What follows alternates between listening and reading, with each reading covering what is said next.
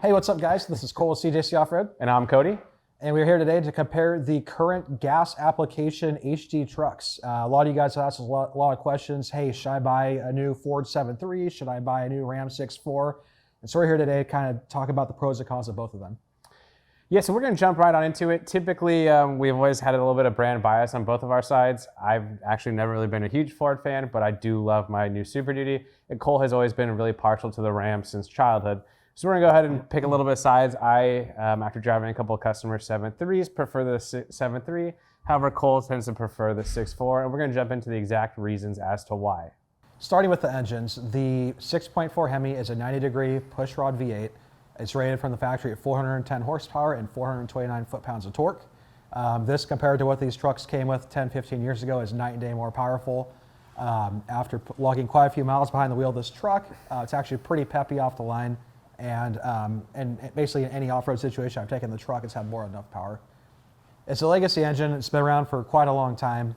They've been producing the 6.4 for, I believe, almost a decade now.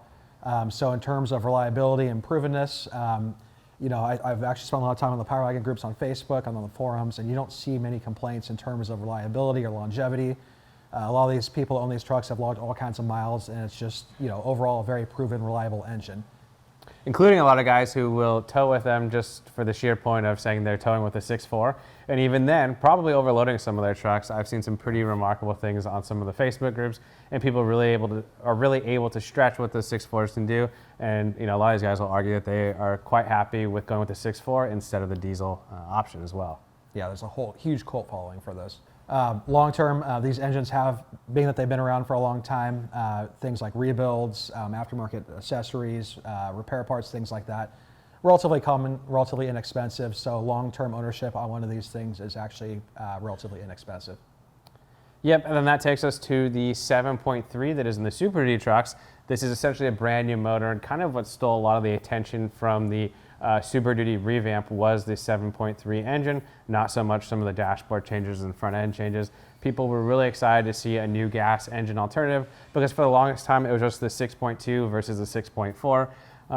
Now, one thing to note for those of you who are looking at 7.3 or new at ordering or optioning a vehicle, the 7.3 is not the standard engine option like it would be on the Ram, where if you don't pick the diesel engine, you get the 6.4. The 6.2 is actually the base motor on the Super Duties, and there is an upgrade charge up to the 7.3. That'll be up to you to look up, because I'm sure by the time we release this video, it will have changed from what's online, as seems to be the case these days.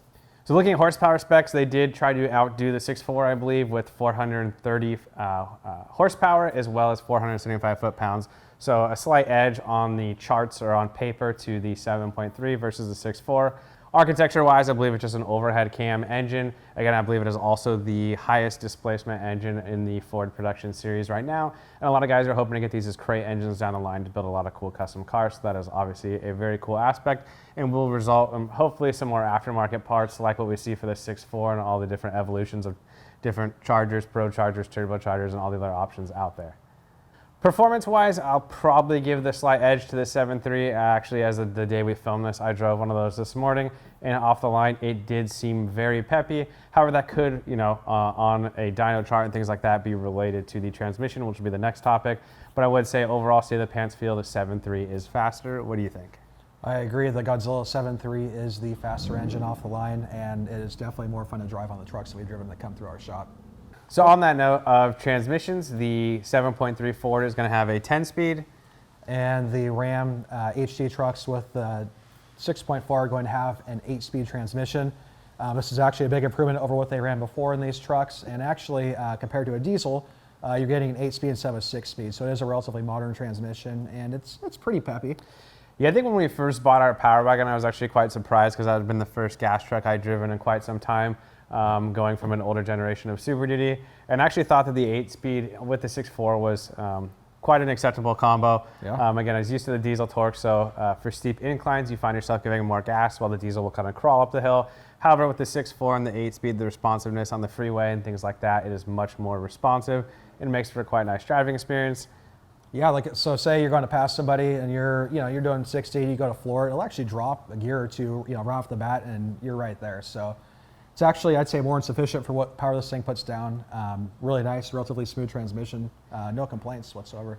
You don't have a ton of driving time with the previous generation of Power Wagon or the 6.4s, but I'd imagine I would probably have a few complaints, but I think with the 8-speed, it is quite sufficient. Now, if you do go drive the 7.3 with the 10-speed, it's kind of just that much more sufficient. It always feels like you're in the right power band. That's always been my jab with the current platform, Fords versus Rams. It's just that 10-speed just makes for an overall better driving experience, whether that is you're towing around town, commuting, pretty much all scenarios, you're not going to hate having those extra 2 gears. And as we found out, at least with the diesels, if we're not blowing up these transmissions with the 6.7s, we're probably going to be okay with the 7.3s as well. 10-speed is a great transmission.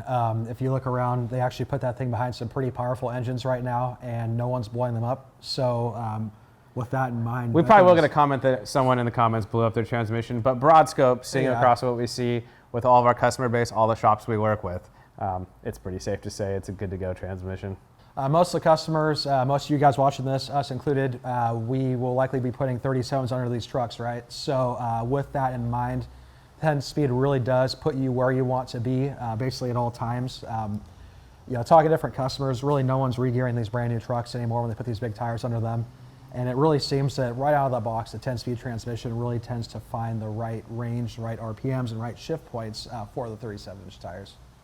That said, how you drive the truck definitely makes a big difference. We've seen the Power Wagon as low as like 7 or 8 miles per gallon off-road. That's pretty much flooring it full-time off-road and four-wheel drive too. Yeah, which we've heard similar reports of the 7.3 trucks as well. So, I guess the saying goes, your mileage may vary, really does apply here. Versus we did have a friend who took a very similar equipped Power Wagon with a very similar camper shell across the country from California to Tennessee, and I think he said he even hit 15 miles per gallon at some point.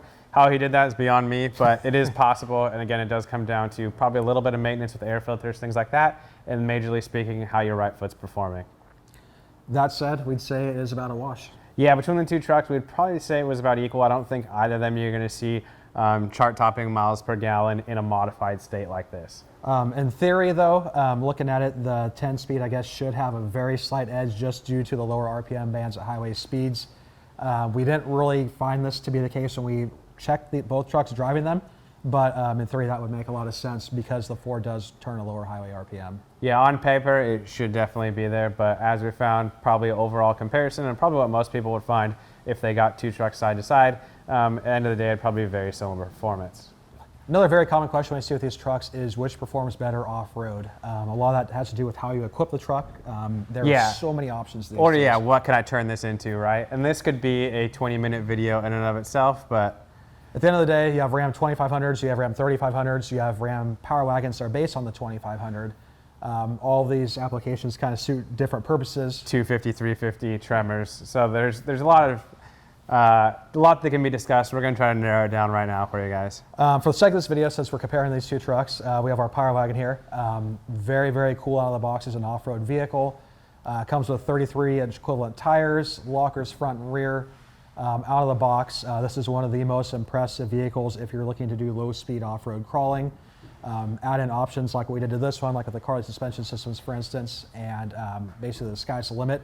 Yeah, low speed and high speed, right? Like you can't, that thing, in fact, this kind of is our company dedicated off-roader because it can take you in either terrain pretty much as far as you want to go without a roll cage. And one of the perks of these gas applications, right? So for years and years, we ran these diesel trucks off-road, right?